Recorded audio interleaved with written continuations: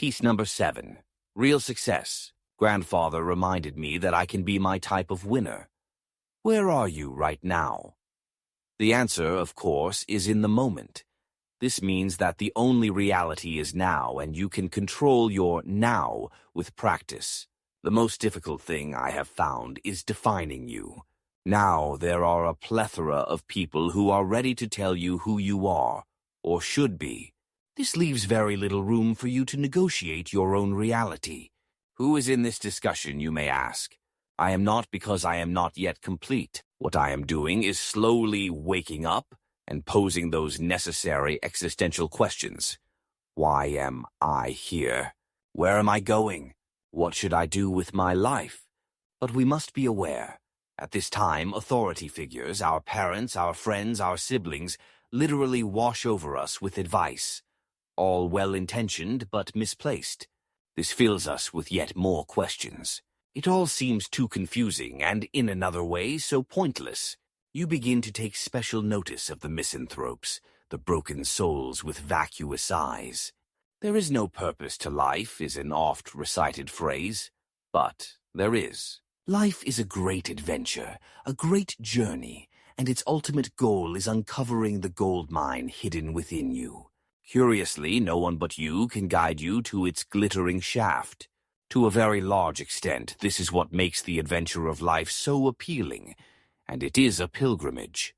Due to my age, I can say this with some authority. When you begin your life odyssey, no one can predict its eventual outcome, not even you. It is so filled with challenges and changes as to render its ultimate destination unfathomable. One thing is certain. If a person takes no risks and lives an unrequited and unfulfilled life, the consequences will be even more dire than the failure of an action. Bitterness embraces those who stand on the shore and never set their sails towards their potential. I have but one life in this reality. This I should never forget.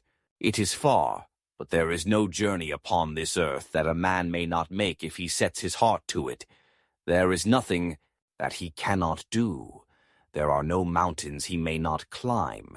There are no deserts he cannot cross, save a mountain and a desert of which you are spared the knowledge, if love leads him and he holds his life in his hand, counting it as nothing, ready to keep it or to lose it as Providence may order.